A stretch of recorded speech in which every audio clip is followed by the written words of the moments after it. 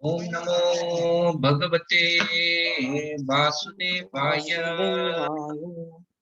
ओम नमो ओम भगवते वासुदेवाय। ओम नमो भगवते वासुदेवाय। नारायणं नमस्कृत्यं नरं चैव नरोत्तमं देवीं सरस्वतीं व्यासं ततो जयमुदीरये। नष्टप्रायेषु भद्रेषु नित्यं भागवत सेवया भगवतीरुत्तमश्लोके भक्तिर्भवति नैष्ठुकी। कृष्णाय वासुदेवाय देवकीनन्दनाय च नन्दगोपकुमाराय गोविन्दाय नमो नमः। ॐ अज्ञानतिमिरान्धस्य ज्ञानाञ्जनाशलाकया चक्षुरुन्मिलितं येन तस्मै श्रीगुरवे नमः। श्रीचैतन्यमनोभीष्टं स्थापितं येन भूतले स्वयं रूप कदा मह्यं ददाति स्वपदान्तिकं। वन्देऽहं श्रीगुरो श्रीयुतापदकमलं श्रीगुरून् वैष्णवांश्च श्रीरूपं साग्रजातं सहगना रघुनाथान्वितं तं सजीवं साद्वैतं सावधूतं परिजना सहितं कृष्ण चैतन्य देवं श्रीराधा कृष्णपदान् सहगना ललिता श्रीविशाखान्वितंश्च नमामि विष्णुपदाय कृष्णपृष्ठाय भूतले श्रीमते गोपाल कृष्ण गोस्वामी निति नामिने। प्रभुपादस्य साहित्यं यः प्रकाश वितीर्य च प्रचारं कृतवान् साधु भागवत्पदाय ते नमः।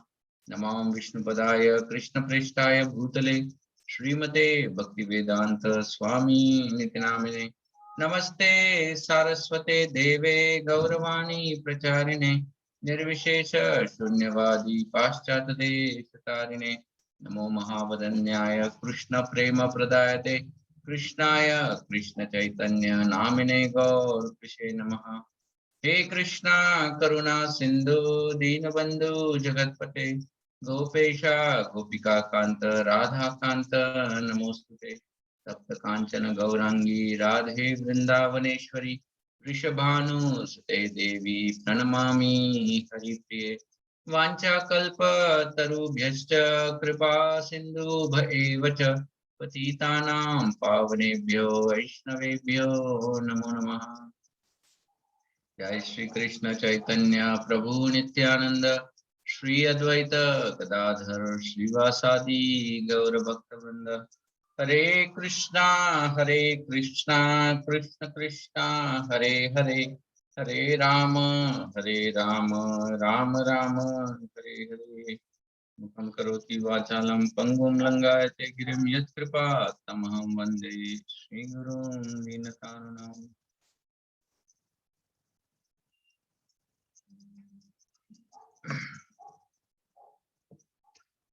हरे कृष्णा।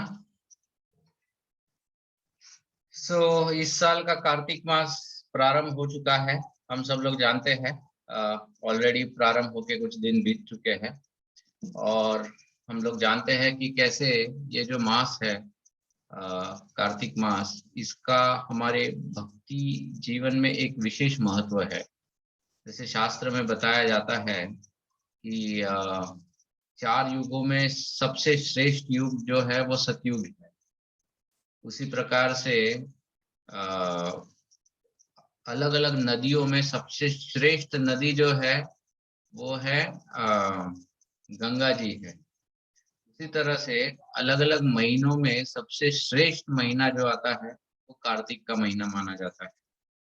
कार्तिक का महीना वैसे श्रीमती राधा रानी का भी महीना माना जाता है और श्रीमती राधा रानी जो है वो भगवान की साक्षात लादनी शक्ति है और लादनी शक्ति होने के वजह से भगवान को सबसे प्रिय है और सबसे उत्तम भगवान की भक्त है। और इस महीने में जो भी हम लोग भक्ति के कार्य करते हैं तो उसमें खास करके जो श्रीमती राधा रानी है वो प्रसन्न होकर हमारे ऊपर कृपा बरसाती है। तो इसलिए ये महीना भी विशेष महीना है। हर महीने का एक डीटी होते हैं, जिन डीटी को वर्शिप किया जाता है। अलग अलग महीनों में भगवान के अलग अलग अवतारों का एक विग्रह होता है जिनकी आराधना की जाती है। कार्तिक मास में भगवान को दामोदर इस रूप में खास करके उनकी पूजा की जाती है। तो इसीलिए इस कार्तिक मास में हम लोग रोज दामोदर अष्टक गाते हैं। तो आप सब लोग भगवान दामोदर अष्टक के बारे में जानते ही हो कि किस प्रकार से मैया यशोदा ने भगवान को जब बांधने की चेष्टा की थी और कैसे भगवान मैया के प्रेम से बंध गए थे। और उसी उपलक्ष्य में फिर ये दामोदर लीला जो है ये भक्त लोग गाते हैं। सत्यव्रत मुनि ने इसकी रचना की थी। तो उसी को हम लोग गाते हैं इस दामोदर के मास में या कार्तिक मास में। हम भक्तों के लिए कार्तिक मास हम लोग इसको कैसे कर सकते हैं? तो ये एक ऐसा मास है जिसमें बताया जाता है कि हमारे दैनंदिन जो भक्ति है, जो हम लोग पूरे साल भर करते हैं, उसके अलावा अगर हम लोग कुछ और अधिक अगर कर सकते हैं इस महीने में, कोई व्रत ले सकते हैं या एनीथिंग एक्स्ट्रा जो हम लोग भक्ति में कर सकते हैं, तो उसका फल हम लोगों को भक्तिमय फल, बेसिकली भौतिक फल नहीं, भक्ति आध्यात्मिक जो फल है या आध्यात्मिक पुण्य जिसको कहा जाता है, वो बहुत मात्रा में प्राप्त होता है। हमारे भक्तिमय जीवन के लिए ये बहुत अनुकूल होता है। और इसीलिए इस महीने में हमको चेष्टा करनी चाहिए कि कुछ ना कुछ हम लोग कोई व्रत करे, कुछ भी आप कर सकते हो। जैसे मैं जानता हूँ कुछ भक्त होते हैं जो इस महीने में रोज भगवत गीता का एक अध्याय पढ़ते हैं, 15वां अध्याय खास करके। कुछ भक्त होते हैं वो गोपी गीत का पठन करते हैं। तो कुछ भक्त होते हैं जो एक्स्ट्रा माला करते हैं। कुछ भक्त होते हैं जो रोज मंदिर जाते हैं। आई मीन कुछ भी आप जो भी आप कर सकते हो, आपको करना चाहिए ताकि हम लोगों को इसका अधिक लाभ प्राप्त हो। एक चीज हमको जरूर करना है इस महीने में, खास करके भगवान को घी का दिया हम लोगों को भगवान को अर्पण करना चाहिए या दिखाना चाहिए।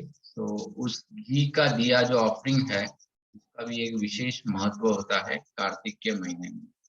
तो ऐसा ये कार्तिक मास है। इस मास के बारे में आप लोगों को व्हाट्सएप पर भी बहुत मैसेजेस आए होंगे या आते रहेंगे पूरे महीने भर, क्योंकि ये एक ऐसा महीना है जिस महीने में भगवान ने बहुत विशेष लीलाएं की है। ओके, जैसे दीपावली का वो दिन है जब भगवान रामचंद्र वापस लौटे थे। देन इसी मास में भगवान ने दामोदर की लीला की है। इसी मास में भगवान ने गोवर्धन को धारण किया है। और अनेक से लीलाएं हैं जो भगवान की इसी मास में हुई है। मतलब ऐसे अगर हम लोग एक डॉक्यूमेंट बनाने जाएंगे तो कम से कम ऐसे 1000 पॉइंट्स है कि क्या क्या भगवान ने किया है। तो ये मास बहुत विशेष है क्योंकि भगवान ने भर भर के अनेक लीलाएं इस महीने में की है जिनका गुणगान गाया जा सकता है। तो उन लीलाओं का भी आप लोग पठन कर सकते हो, तो वो भी अच्छा है। उसी बहाने हम लोग भगवान को याद कर सकते हैं। तो ऐसा ये विशेष महीना है कार्तिक का महीना। तो हम सब लोगों को कोशिश करनी चाहिए कि हम लोग इसका लाभ उठा। अब आज हम लोगों ने अजामिल की कथा पूर्ण की है और आज हम लोग एक नई कथा का प्रारंभ करने जा रहे हैं श्रीमद् भागवतम में से। और पिछले बार जैसे हमने कहा था कि आज से हम लोग गजेंद्र मोक्ष इस कथा की शुरुआत करने वाले हैं। ये जो कथा है ये कथा भी बहुत विशेष कथा है। मैं जब पूना मंदिर जब ज्वाइन किया था या आया था, मैं वापस विदेश से जब पूना मंदिर में जब आया था 2005 में, तब मैंने एक चीज नोटिस किया था कि हमारे जो मंदिर के अध्यक्ष है हिज ग्रेस राधेश्याम प्रभु, वो इस कथा के ऊपर काफी चर्चा करते थे, गजेंद्र मोक्ष। वो उनकी एक फेवरेट कथा थी। तो मुझे उस वक्त समझ में नहीं आता था कि ऐसा क्या है इस कथा में जो उनको इतना पसंद आता है। एक हाथी है जिसको भगवान ने बचाया है। बट जब हम लोग इस कथा को जब पढ़ते हैं तो ये जो हाथी का जीवन है गजेंद्र का, उसको हम लोग अपने जीवन या अपने आप को उस हाथी में देख सकते हैं। ऐसी ये कथा है हमारे लिए 100% एप्लीकेबल कथा है। दूसरी चीज ये है कि इस कथा में गजेंद्र ने जो श्लोक भगवान के लिए गाए, they are one of the best shlokas. मतलब श्रीमद् भागवतम में अनेक प्रार्थनाएं हैं। ध्रुव महाराज ने प्रार्थनाएं की है, कुंती महारानी ने प्रार्थनाएं की है, प्रहलाद महाराज ने प्रार्थनाएं की है। ऐसी बहुत सी प्रार्थनाएं आपको श्रीमद् भागवतम में मिलेंगी। लेकिन जो मधुरता गजेंद्र की प्रार्थनाओं में है और जिस तरह से आप गजेंद्र की प्रार्थनाओं को गा सकते हैं, सो स्वीट, ऐसी बाकी प्रार्थनाएं नहीं है। सो इस तरह से भी ये बहुत विशेष है। इसकी फलश्रुति में शास्त्र में बताया जाता है कि जो व्यक्ति रोज सवेरे उठने के पश्चात अगर गजेंद्र की लीला का स्मरण करता है या गजेंद्र की प्रार्थनाओं का स्मरण करता है या याद करता है या दोहराता है, उस व्यक्ति को अगला जन्म नहीं लेना पड़ेगा। मतलब वो गारंटेड भगवत धाम लौट जाएगा। तो ऐसी भी इसकी फलश्रुति है। क्यों? क्योंकि गजेंद्र के साथ वही हुआ, he went back to God है। तो ऐसा ये बहुत विशेष लीला है गजेंद्र की इस श्रीमद् भागवतम में, जिसके ऊपर हम लोग चर्चा करने वाले हैं। खास करके जब गजेंद्र की जो प्रार्थनाएं आएंगी तब उन प्रार्थनाओं के ऊपर भी हम लोग काफी डिटेल में चर्चा करेंगे, क्योंकि एक एक प्रार्थना भगवान के अनेकों गुणों को दोहराती है, अनेक गुणों के बारे में विश्लेषण करती है। तो इसीलिए हम लोग अलग अलग जो गजेंद्र की प्रार्थनाएं हैं उन सब के ऊपर बहुत डिटेल में चर्चा करेंगे। अब हम लोग इस गजेंद्र की कथा का प्रारंभ करेंगे। तो ये गजेंद्र की जो कथा है ये श्रीमद् भागवतम के 8वें स्कंद में आती है। तो जो अष्टम स्कंद है, 8वां स्कंद गजेंद्र का, जिसमें नॉर्मली आपको वामन देव जी का फोटो मिलेगा कि वामन देव की कथा भी इसमें आती है। लेकिन ये जो शुरुआत में इस 8वें स्कंद की जो शुरुआत है वो गजेंद्र की कथा से होती है। तो जो पहला अध्याय है वो पहले अध्याय में परीक्षित महाराज ने सुखदेव गोस्वामी से चर्चा की थी, या उन्होंने प्रश्न किया था कि वो अलग अलग मनुओं के बारे में सुनना चाहते, क्योंकि परीक्षित महाराज जानते थे कि जो मनु है, मनु मतलब ब्रह्मा द्वारा रचना किया हुआ जो पहला मनुष्य होता है जिसको मनु कहा जाता है। और ये मनु जो होता है वो पूरा फिर बाद में जो उत्पत्ति होती है उन सबका ही इज लाइक संरक्षण करने वाला होता है। वो भगवान का परम भक्त भी होता है और भगवान को बहुत प्रिय भी होता है। बहुत बार स्वयं भगवान ही अपना विस्तार करके मनु बन के आते हैं। और कभी कभी कोई मनुष्य होता है जो बहुत उसने पुण्य अर्जित किए होते हैं तो मनु का जन्म ले सकता है। तो परीक्षित महाराज को इतना पक्का याद था कि भगवान जो होते हैं, भगवान का एक अवतार का प्रकार है मनवंतर अवतार। मनवंतर अवतार मतलब क्या? उस मनु के काल में भगवान एक विशेष अवतार लेके आते हैं। जैसे हम लोग जानते हैं ये अपना मछली का जो अवतार है भगवान का, मत्स्य अवतार जिसको हम लोग कहते हैं। तो ये सत्यव्रत राजा जो थे, राइट, तो उनके काल में, मतलब जब वो मनु बने उस काल में ये मत्स्य बन के आए थे भगवान का। तो वो एक मनवंतर अवतार है। ओके, तो ऐसे हर मनु के ब्रह्मा जी के एक दिन में 14 मनु आते थे। In one day of Brahma 14 Manu आते थे। तो हर मनु के काल में भगवान कोई ना कोई अवतार देते। तो अलग अलग अवतारों के बारे में वो बता रहे थे। सुखदेव गोस्वामी बताते जाते हैं पहले अध्याय में परीक्षित महाराज को कि सबसे पहले ये मनु बने, ये मनु के काल में भगवान ये बन के आए, फिर दूसरे ये मनु बने, इन मनु ने ये किया और उनके काल में भगवान ये बन के आए। तो ऐसे करके जब सुखदेव गोस्वामी चक्षुषा मनु में आते हैं, तो चक्षुषा फोर्थ मनु, तो उस वक्त वो बताते हैं कि कैसे उस मनु ने हरिणी नाम के एक स्त्री से विवाह किया और ये हरिणी के गर्भ से हरि उत्पन्न हुए या हरि ने जन्म लिया। ओके, मतलब भगवान ने ही जन्म लिया। और यही हरि इन्होंने ग्राह से गजेंद्र का उद्धार किया। अब ग्राह ये जो शब्द है, यहाँ पर ग्राह का जो मीनिंग है वो है मगरमच्छ, घड़ियाल, मगरमच्छ या घड़ियाल। लेकिन ग्राह का दूसरा अर्थ ये भी होता है परेशानियां, जीवन की परेशानियां, उसको भी ग्राह कहते हैं।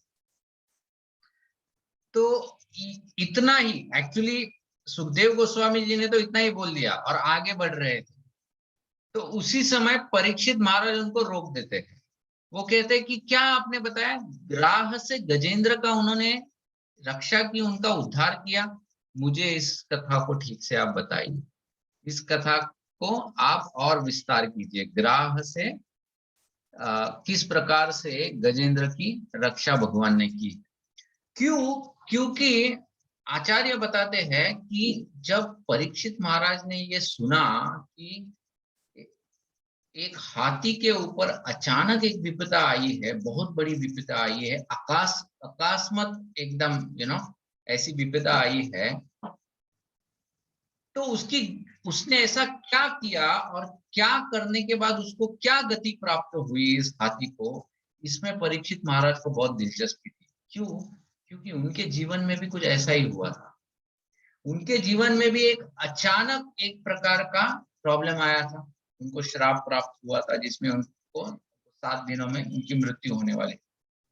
और वो इसी जिज्ञासा के साथ गंगा जी के तट में बैठे थे कि मुझे ऐसे समय पर क्या करना चाहिए जो मुझे सबसे उत्तम गति प्राप्त करवाएगा, और ये ऐसी क्या गति होगी। तो इसीलिए अब इनको बहुत इंटरेस्ट आ गया परीक्षित महाराज को कि मुझे बताइए गजेंद्र के बारे में, क्या हुआ था, क्यों उसके साथ ऐसा क्या गजेंद्र ने किया गड़बड़ जिसकी वजह से उसके ऊपर ऐसी विपदा आई, और विपदा आने के बाद इसने क्या किया जिसके वजह से इसका उद्धार हो गया और कैसे उद्धार हो गया।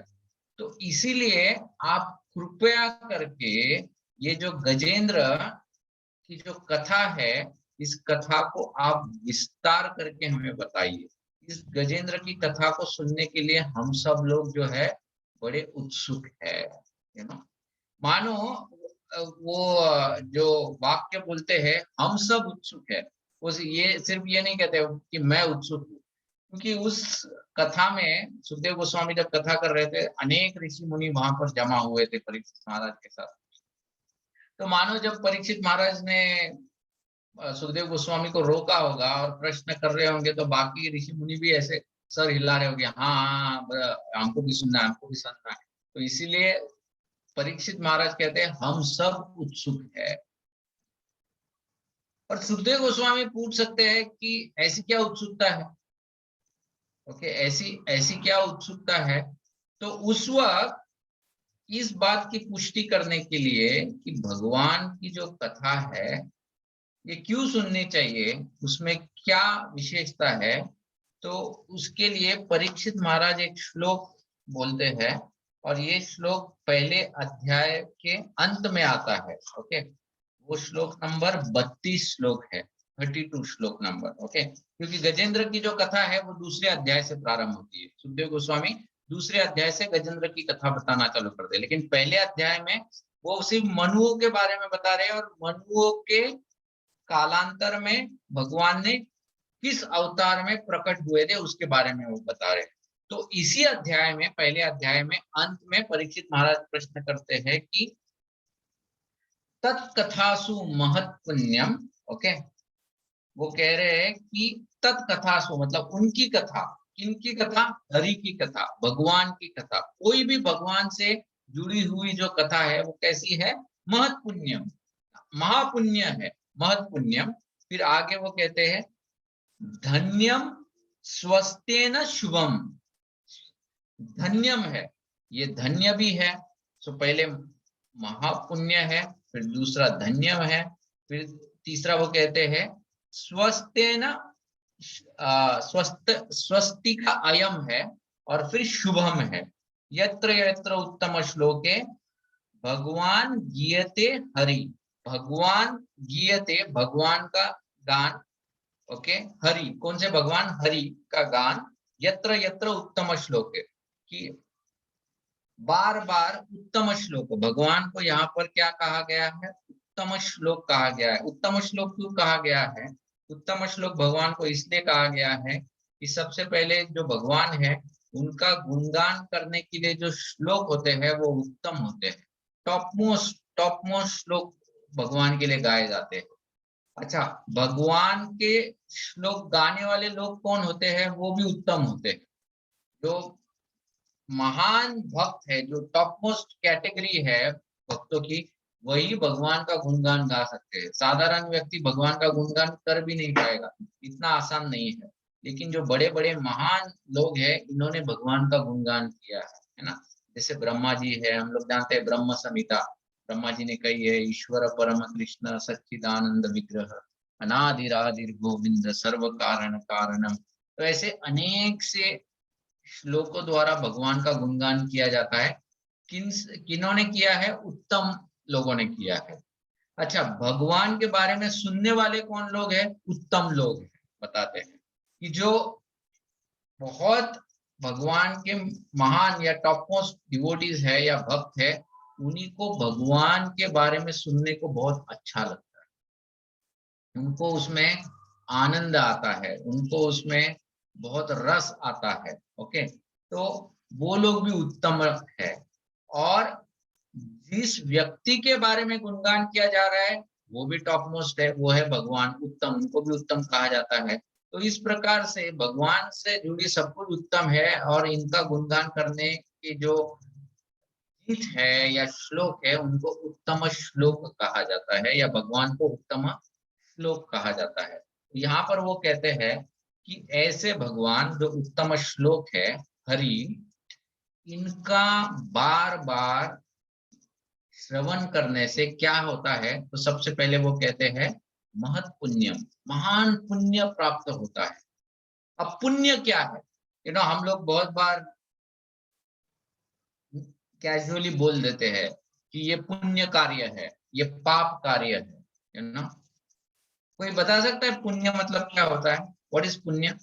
हम लोग बोलते हैं ना कि मैंने पुण्य कमाया है या मैंने पाप कमाया है। कोई बोलेगा नहीं पाप कमाया है, लेकिन पुण्य कमाया है। तो व्हाट इज पुण्य? कोई बता सकता है क्या पुण्य क्या है? Anyone? What is your understanding कि हम लोग पुण्य मतलब क्या? मुझे किसी कार्य का एग्जाम्पल मत देना, ओके, कि ये पुण्य है, नहीं। पुण्य मतलब क्या? जब हम लोग कहते हैं कि मैंने पुण्य अर्जित किया है, इसका अर्थ क्या होता है? कि क्या अर्जित किया है आपने? Anyone?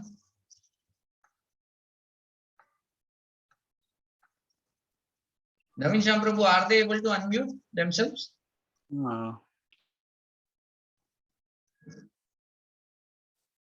Yes, Guruji, they are allowed. Okay. Anyone wants to take?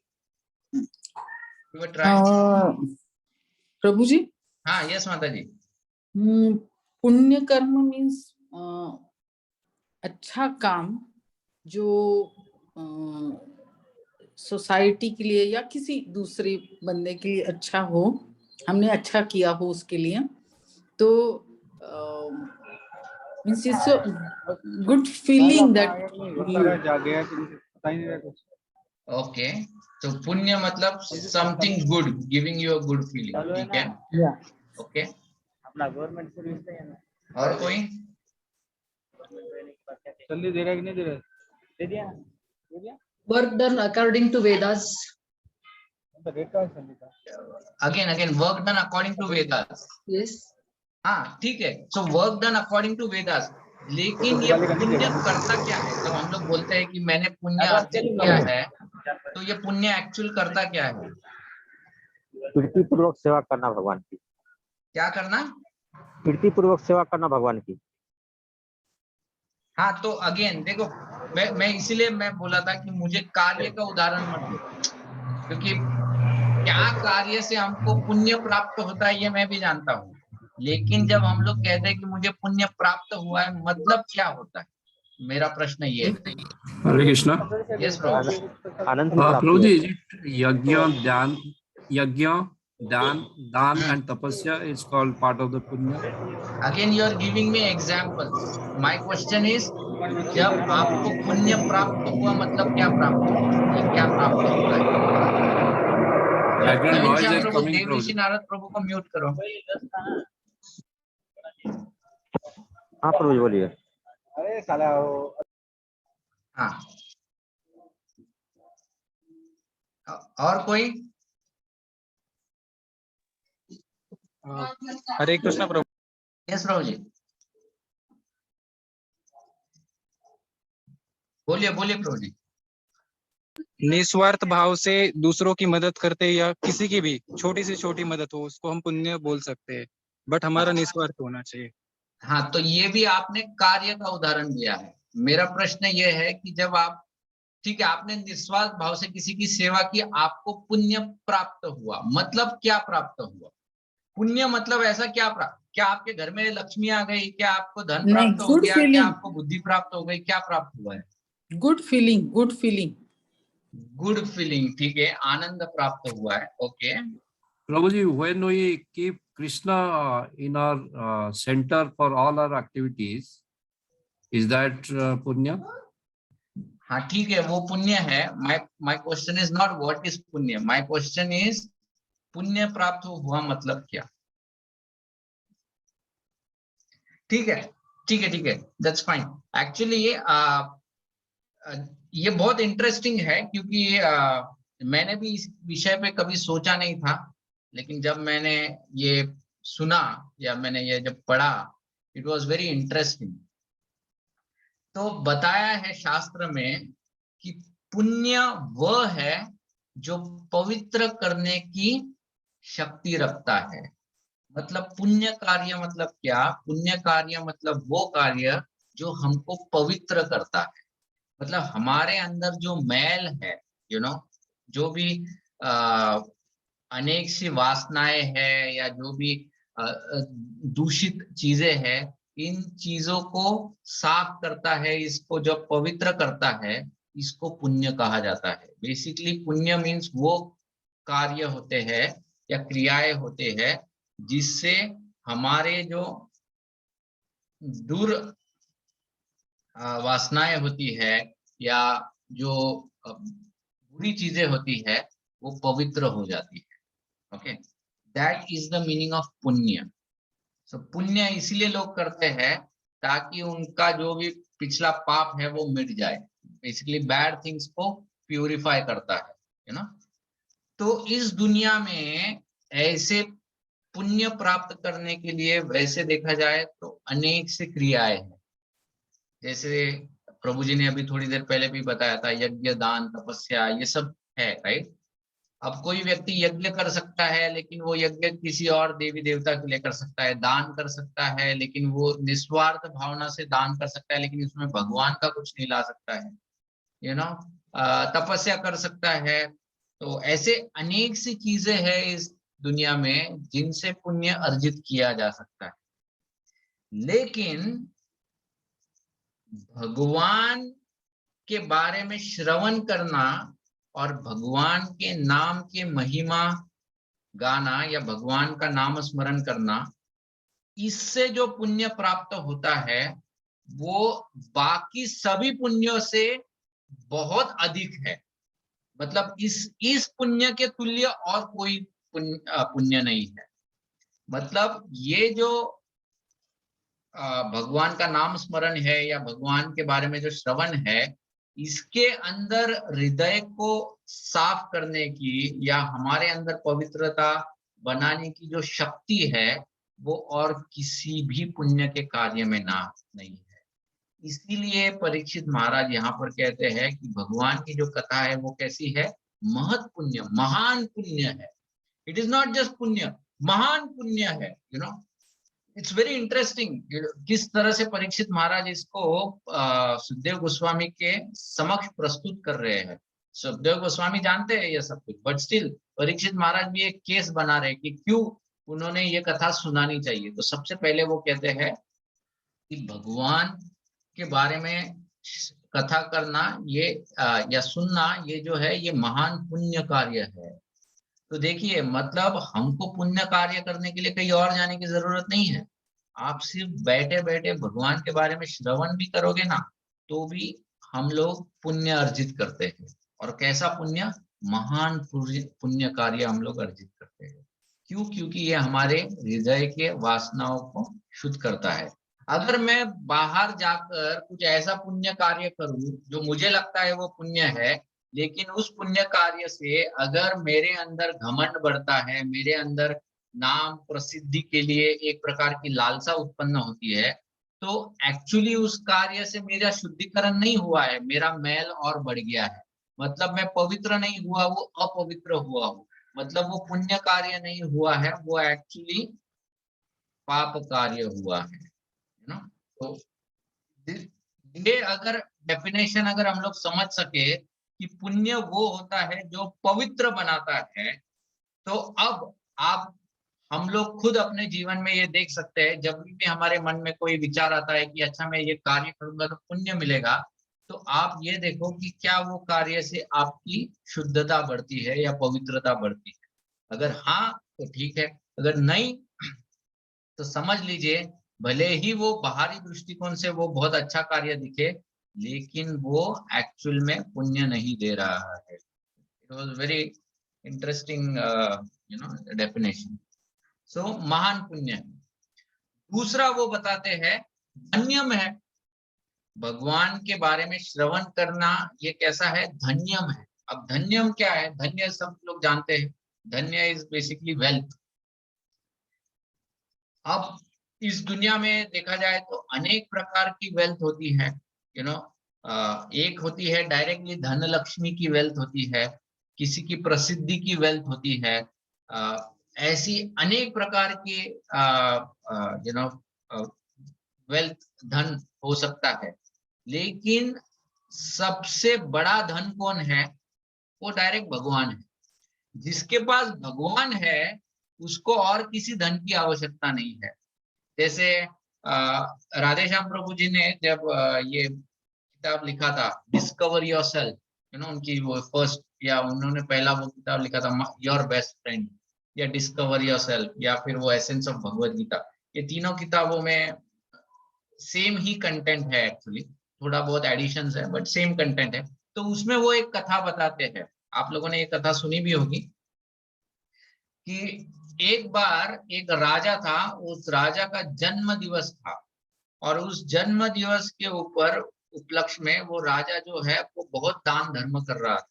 अपने अपने महल के बाहर वो आता है और महल के बाहर वो सब लोग जमा हो जाते हैं वहां पर राजा से कुछ ना कुछ प्राप्त करने के लिए, और राजा दोनों हाथों से अपना धन सब कुछ लुटा रहा है जन्मदिन के खुशी के मौके पर। तो अंत में एक बूढ़ी औरत आती है, और वो बूढ़ी औरत जब आती है तो राजा कहता है कि बोलिए माते आपको क्या चाहिए? तो वो बूढ़ी औरत कहती है कि मुझे कुछ नहीं चाहिए। तो राजा कहता है ऐसा थोड़ी होगा, आज तो मेरा जन्मदिन है, आपको आज कुछ ना कुछ तो लेना पड़ेगा। तो वो बूढ़ी औरत जो होती है वो कहती है कि ठीक है, अगर तुम मुझे कुछ देना ही चाहते हो तो एक काम करो, तुम मेरे घर पे रहने को आ जाओ। राजा से वो क्या मांगते हैं? तुम मेरे घर पे रहने को आ जाओ।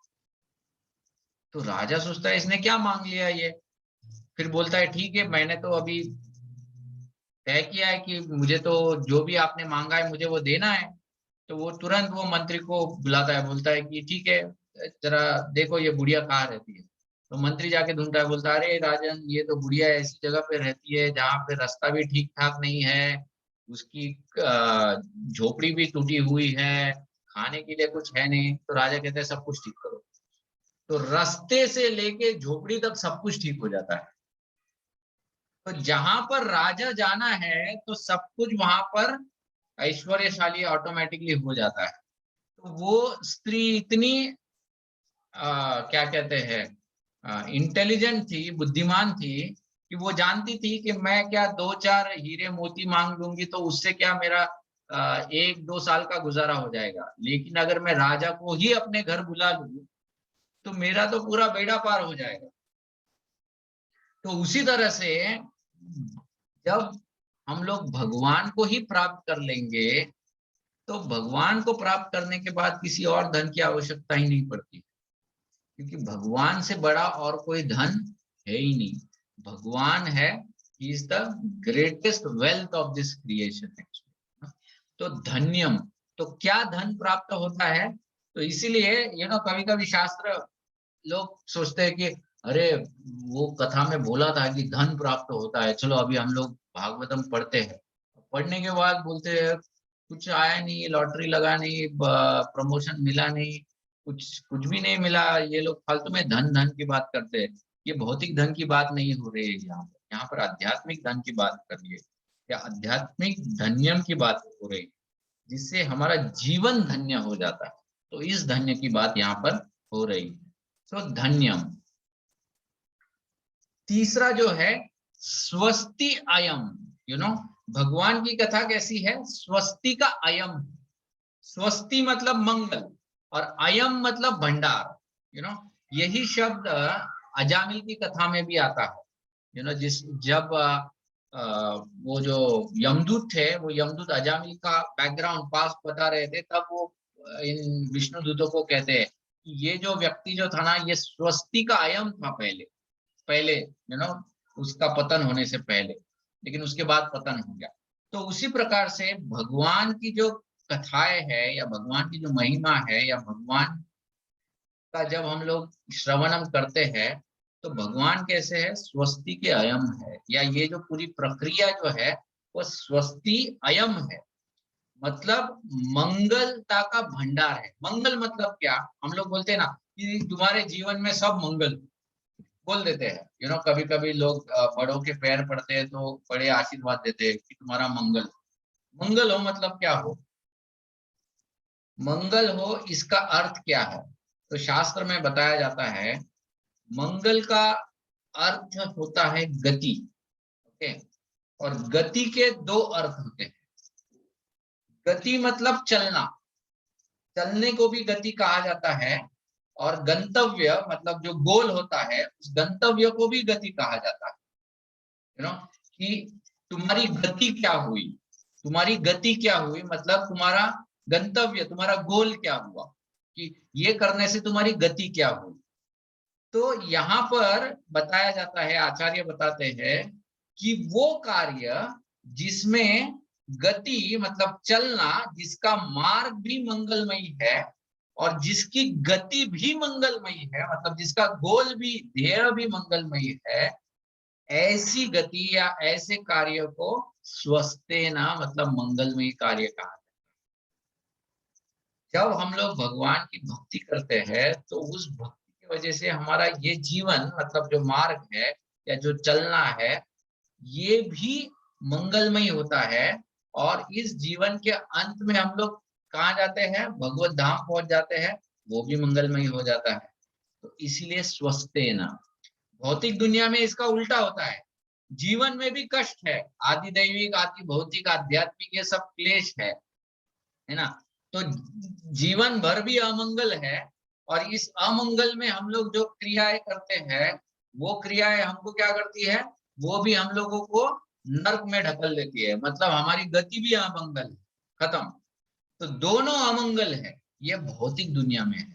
लेकिन उसी भौतिक दुनिया में जब कोई व्यक्ति भगवान की भक्ति को अपनाता है तो वो जीवन भी मंगलमय हो जाता है और उसकी जो गति होती है, परम गति जो होती है, वो भी मंगलमय हो जाती है। ओके, तो गंतव्य भी मंगलमय है और चलना भी, मतलब जो पथ है वो पथ भी मंगलमयी है। तो भगवान की जो कथाएं है या भगवान के बारे में श्रवण करने से ये लाभ होता है। और चौथा वो बताते हैं शुभम है। शुभम मतलब सुख देने वाला है। सुख अनेक प्रकार के सुख होते हैं। सुख होता है जिससे हमारा शरीर जो होता है वो धष्ट पुष्ट रहे, या सुख होता है मतलब हमारे जीवन में आनंद हमको प्राप्त हो। ऐसे अनेक प्रकार के सुखों की बात की जाती है। भगवान की जो कथा होती है ये सुख प्रदान करती है। परीक्षित महाराज इसका जीता जागता उदाहरण है। जो परीक्षित महाराज कुछ घंटों की प्यास या भूख को सहन नहीं कर पाए और उसके वजह से उन्होंने जब एक ऋषि का अपमान कर दिया, वही परीक्षित महाराज आज 7 दिन के उपवास पे बैठे हैं, जहां पर वो जल भी ग्रहण नहीं कर रहे हैं, लेकिन एक आनंद की अनुभूति कर रहे हैं। तो ये आनंद उनको कहाँ से प्राप्त हो रहा है? ये भगवान की कथा के बारे में जब वो श्रवण कर रहे हैं, उस श्रवण से उनको ये आनंद प्राप्त हो रहा है, सुख प्राप्त हो रहा है। देखो, बिना कुछ खाए बिना कुछ पिए भी उनको सुख प्राप्त हो रहा है, संतुष्टि प्राप्त हो रही है।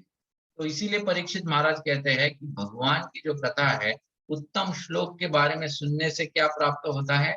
महत् पुण्य प्राप्त होता है। दूसरा धन्यम है। तीसरा वो कहते हैं स्वस्ति का अयम है, मतलब मंगलमयी है। और चौथा वो कहते हैं शुभ है।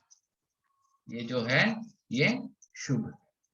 जब परीक्षित महाराज ने इस प्रकार से सुखदेव गोस्वामी के सामने अपनी जिज्ञासा को प्रस्तुत किया और जिज्ञासा का कारण प्रस्तुत किया, तब सुखदेव गोस्वामी भी अति प्रसन्न हुए। नॉर्मली अगर कोई कुछ बोल रहा है और उसको बोलते वक्त अगर कोई टोक देता है बीच में, तो व्यक्ति को गुस्सा आता है। व्यक्ति को गुस्सा आता है, स्वाभाविक है, मुझे क्यों बीच में टोक दिया। लेकिन यहाँ पर परीक्षित महाराज ने जब सुखदेव गोस्वामी को बीच में रोका है या टोका है या प्रश्न किया है, तो सुखदेव गोस्वामी को इस प्रश्न से अधिक आनंद प्राप्त हुआ है। क्यों? क्योंकि इसी बहाने अब उनको भगवान की और भगवान का और गुणगान गाने को मौका मिल रहा है। इसलिए सुखदेव गोस्वामी भी अति प्रसन्न हो जाते हैं, जो वो श्लोक नंबर 33 में बताया गया है। अब जो अध्याय 2 है, ये अध्याय 2 से गजेंद्र के बारे में, गजेंद्र की कथा के बारे में शुरुआत होती है। राधेश्याम प्रभु उनके प्रवचन में, जब राधेश्याम प्रभु ने जब गजेंद्र मोक्ष की कथा चालू की थी, तो उन्होंने इस कथा को शीर्षक दिया था कि हॉलीडे टर्न्स इनटू कैलामिटी। ऐसा कुछ तो उन्होंने टाइटल दिया था कि holiday turns into calamity. Horror, holiday turns to horror. हाँ, holiday turns into horror. Horror, हाँ। कि गजेंद्र जो था, ये गजेंद्र गया था हॉलीडे मनाने के लिए। मतलब वो अपने बीवी बच्चे, जो पूरा फैमिली है, फैमिली के साथ वो एक तरह से पिकनिक पे निकल गया था। और उस पिकनिक में उसने कभी ये विचार भी नहीं किया था, लेकिन उसके ऊपर ये विपदा आ जाती है। और ये जो विपदा है, उस विपदा में फिर उसका उद्धार होता है, वो अलग कथा है। बट ऐसी ये गजेंद्र की कथा है। तो इसका शीर्षक भी राधेश्याम प्रभु ने ऐसे दिया था, हॉलीडे टर्न्स इनटू हॉरर। तो इसलिए कभी कभी हम लोग जो है ना, हम लोग भी बहुत उत्सुक रहते हैं ना, हॉलीडे पे जाना है, हॉलीडे पे जाना है। We don't know which holiday can turn into horror. इसलिए हम लोगों को हमेशा भगवान की भक्ति का आश्रय लेते रहना चाहिए। ओके, बिकॉज हॉलीडे स्पॉट्स में भी कैलामिटीज हो सकते हैं। ओके, मेरा एक फ्रेंड था, उसका बड़ा बेटा जो इंजीनियरिंग कर रहा था, वो बीच पे गया था, इधर अलीबाग या कहीं, तो he had gone over there with his friends। और वहां पर खेलते खेलते जब पानी में कूदते हैं, ऊपर से छलांग लगाते हैं। मैं तो कभी गया नहीं हूँ अलीबाग पे, लेकिन मैंने सुना है वहां पर रॉक्स वगैरह कुछ है, तो इसने कुछ गलत छलांग लगाई कुछ, तो जिसके वजह से वो सर के बल पे गिर गया और गिरने के बाद वो कोमा में चला गया, कुछ ब्रेन का हेमरेज या जो भी कुछ हो गया, और फिर 1 महीने के बाद उसकी मृत्यु हो गई थी, हॉस्पिटल में एडमिट था। तो जहां पर वो पिकनिक मनाने गया था, that turned into a horror. Okay, तो ये जीवन की सत्यता है कि ये जीवन जो है ये ऐसा है कि इसमें कोई गारंटी नहीं है कि आप कुछ प्लान करो और वो प्लान हमेशा सफल हो जाए, कुछ कभी भी कुछ भी हो सकता है। इसलिए हम लोगों को भगवान का सहारा हमेशा लेना चाहिए, हमेशा हम लोगों को भगवान की शरण लेनी चाहिए। अब ये जो अध्याय 2 है गजेंद्र, इसका शीर्षक जो है श्रीमद् भागवतम में क्या है, गजेंद्र का संकट। अब ये दूसरे अध्याय की जो शुरुआत है, मतलब गजेंद्र की जो शुरुआत है, इस कथा की शुरुआत सुखदेव गोस्वामी उस घटना स्थल के बारे में उस घटना स्थल का वर्णन करने में बिताते हैं। ओके, तो सबसे पहले सुखदेव गोस्वामी क्या कर रहे हैं, उस घटना स्थल का वर्णन कर रहे हैं। जैसे कभी कोई क्राइम सीन अगर हो जाता है या कभी कुछ एक्सीडेंट हो जाता है या मर्डर हो जाता है या ऐसा कुछ हो जाता है, तो पुलिस लोग क्या करते हैं, पोस्टमार्टम के वक्त सबसे पहले उस घटना स्थल पे जाते हैं कि किधर हुआ, फिर वो रिक्रिएट करने की कोशिश करते हैं या उस घटना स्थल को पहले समझने की कोशिश करते हैं और फिर निष्कर्ष पे पहुंचते हैं कि क्या हुआ, कैसे हुआ, क्यों हुआ। सुखदेव गोस्वामी भी इस घटना स्थल के बारे में पहले बताते हैं।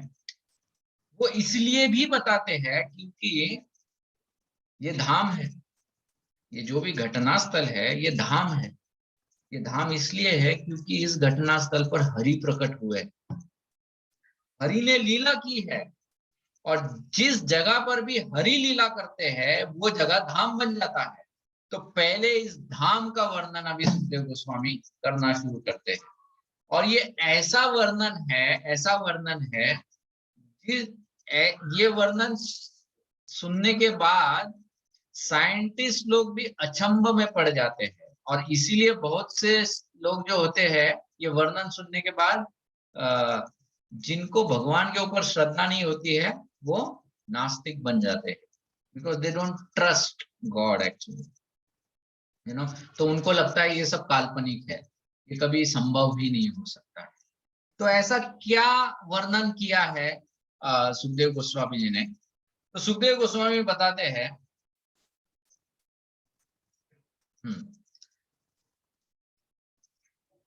त्रिकुटगिरी नाम का एक विशाल पर्वत था। ओके, तो रामायण में हम लोग एक त्रिकुट पर्वत के बारे में जानते हैं जहां पर रावण ने अपनी लंका बसाई, कुबेर ने पहले बनाई थी और बाद में उसको रावण ने हत्या लिया। बट त्रिकुट पर्वत के बारे में रामायण में भी वर्णन है, लेकिन रामायण का जो त्रिकुट पर्वत है वो इस धरती पर का है, मतलब अपने पृथ्वी लोक का है। लेकिन ये जो त्रिकुटगिरी की बात यहाँ पर चल रही है, ये गर्भ ओशन में जो क्षीर सागर जो है, उस क्षीर सागर के वहां पर है। उस क्षीर सागर में एक बेट है, बेट मतलब आइलैंड, राइट। तो उस बेट में जहां पर चारों ओर से दूध का सागर उसने फैला हुआ है, और बीच में एक पर्वत है जिसका नाम है त्रिकुटगिरी पर्वत। ओके, तो ये त्रिकुटगिरी पर्वत की क्या खासियत है, तो पहले तो ये क्षीर सागर से घिरा हुआ था, दूध के सागर से घिरा हुआ था। दूसरा बताते हैं कि ये इतना ऊंचा था, उसकी ऊंचाई बताई गई है 80,000 मील है, 80,000 माइल्स। ओके, इसकी ऊंचाई इतनी है। इस धरती पर जो सबसे ऊंचा पर्वत है माउंट एवरेस्ट, वो माउंट एवरेस्ट की ऊंचाई कुछ तो 7 या 8 मील है। ओके, 7 और 8 माइल्स उसकी ऊंचाई है। इसकी जो है 80,000 माइल है। ओके, तो आप कल्पना कर सकते हैं कि कितना ऊंचा पर्वत है। और चौड़ाई भी उतनी ही थी, तो 80,000 मील चौड़ा भी था। और त्रिकुटगिरी इसलिए कहा गया है कि क्या इनको 3 ही टोक थे? नहीं, इनको वैसे तो बहुत पॉइंट्स थे, लेकिन 3 मुख्य पॉइंट्स थे। एक जो था वो लोहे से बना हुआ था, एक जो था वो चांदी का था, और तीसरा जो था वो स्वर्ण का था, गोल्ड से बना हुआ था, है ना। कभी कभी लोगों को आश्चर्य होता है, ये क्या आप बता रहे हो, गोल्ड गोल्ड, ऐसा कोई पर्वत वर्वत का गोल्ड होता है क्या?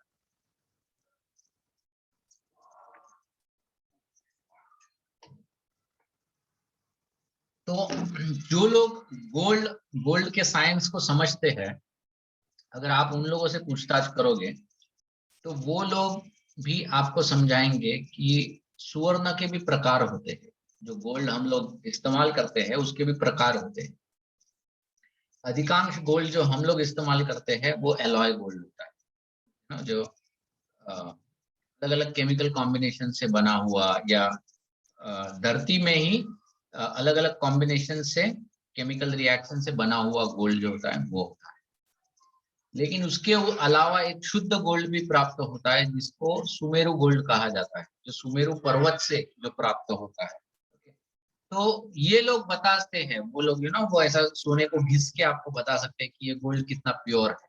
तो ये भी एक कला है, उन लोगों को वो साइंस पता है। जैसे हम लोग शिल्प का भी शास्त्र होता है ना, जो लोग मूर्ति बनाते हैं, बट मूर्ति बनाना एक कला है, लेकिन उस कला के पीछे का भी एक साइंस होता है, और वो साइंस जिन्होंने उसका अध्ययन किया है, शिल्प साइंस का, वो लोग उसको समझते हैं। वो लोग सिर्फ पत्थर को ऐसा खटखटाने से उनको पता चलता है कि इस पत्थर से मूर्ति बनेगी या नहीं बनेगी। जिसको सिर्फ स्किल होता है वो क्या करेगा पत्थर से मूर्ति बनाना चालू करेगा, और बीच में जब टूट जाएगा तो वो बोल देगा अरे नहीं नहीं नहीं ये बराबर नहीं है पत्थर। जैसे अभी हाल ही में हम लोग हमारे एक मंदिर है, वहां पर भगवान के विग्रह हम लोग बना रहे हैं, राधा कृष्ण का विग्रह। तो वो जो जिसने वो विग्रह बनाना था उसने वो विग्रह बनाया, और बनाने के बाद उसने फोन किया कि अरे मैंने ये विग्रह तो बनाया, लेकिन ये विग्रह है ना ये पीला पड़ना चालू हो गया है, मतलब ये पत्थर में कुछ गड़बड़ है, तो मैं अब दूसरा विग्रह बनाऊंगा क्योंकि ये विग्रह आपके काम में नहीं आएगा। लेकिन जो प्रॉपर शिल्प शास्त्री जो होता है वो पत्थर को देख के ये समझ सकता है।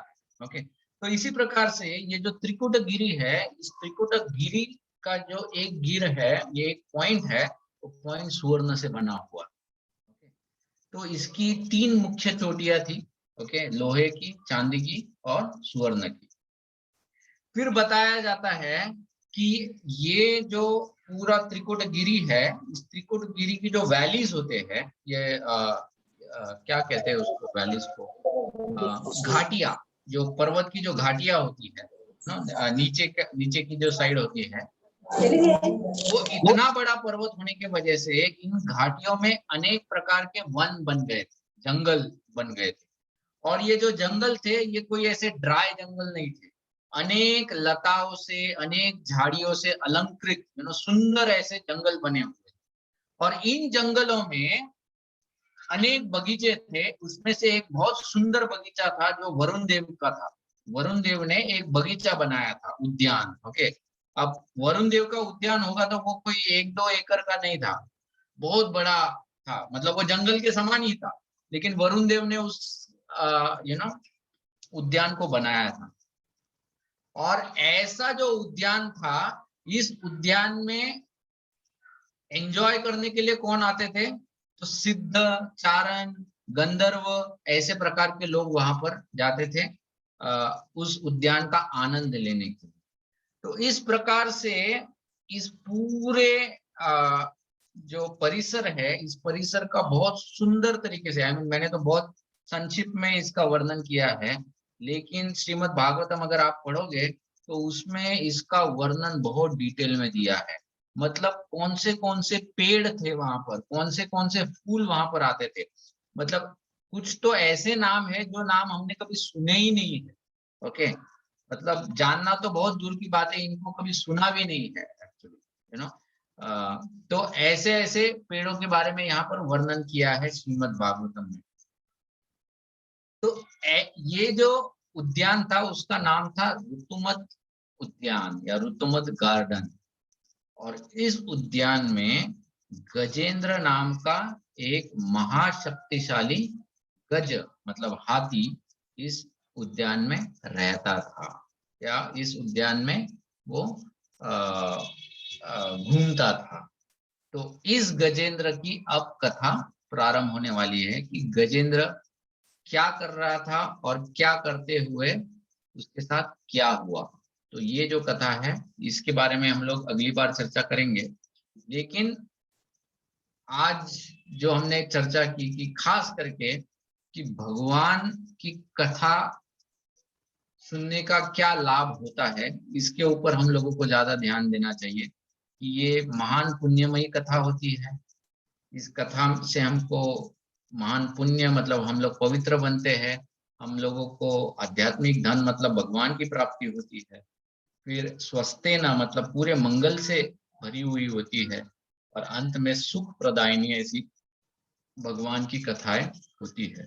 तो यही हम लोग हमारे लिए एज अ प्रैक्टिकल एप्लीकेशन ले सकते हैं और इसको देख सकते हैं कि कैसे हम लोग इसको अर्जित कर सके भगवान के बारे में श्रवण करके।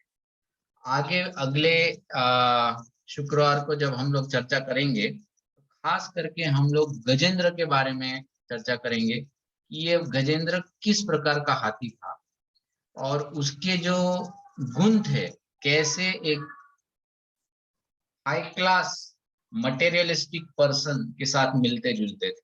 ओके, तो क्या हुआ उसके साथ, इस बारे में हम लोग अगली बार चर्चा करेंगे। ठीक है, किसी को कोई प्रश्न है आज हमने जो चर्चा की उसके ऊपर?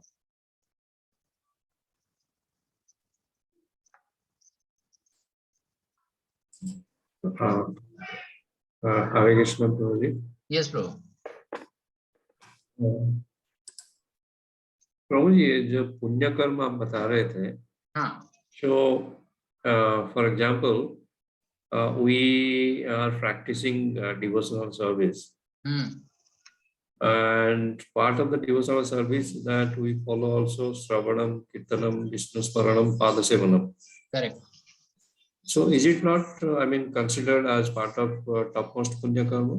हाँ, इट इज। यही तो मैंने बताया कि महान पुण्य है ना, भगवान की जो भक्ति करना है ये महान पुण्य है, क्योंकि पुण्य मतलब जो पवित्र करता है, और भगवान की भक्ति करने से ज्यादा और कोई पवित्र कर ही नहीं सकता है हम।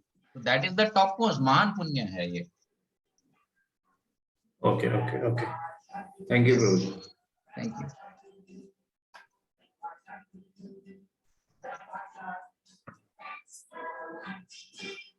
और किसी को कोई प्रश्न है? प्रभु जी, Gajendra, he in his past life he was Indradamna, if I remember correctly.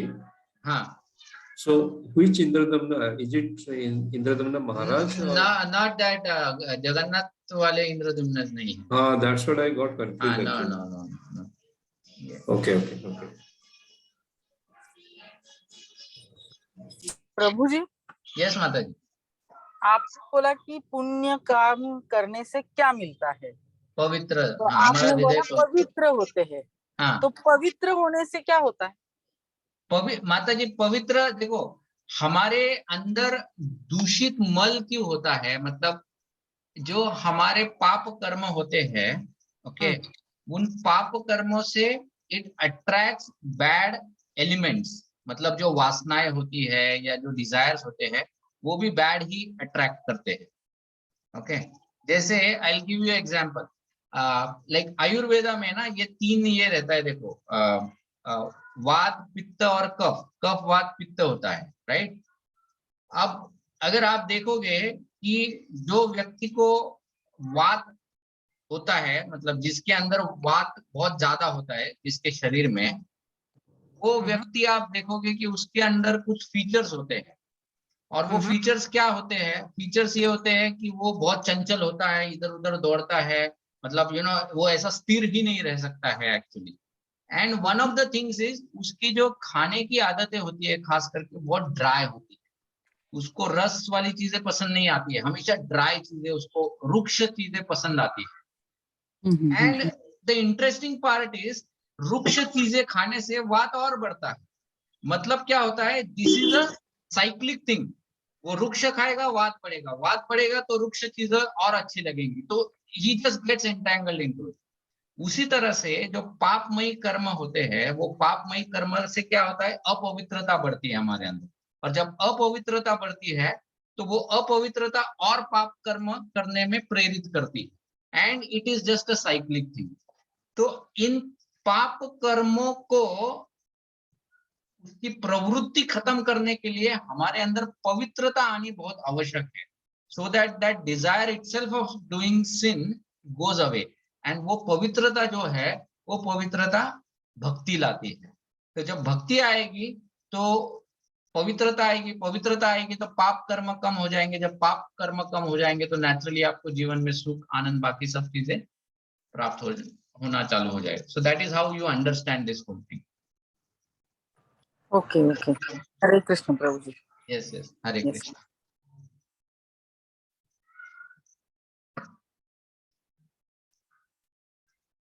और किसी को कोई प्रश्न है?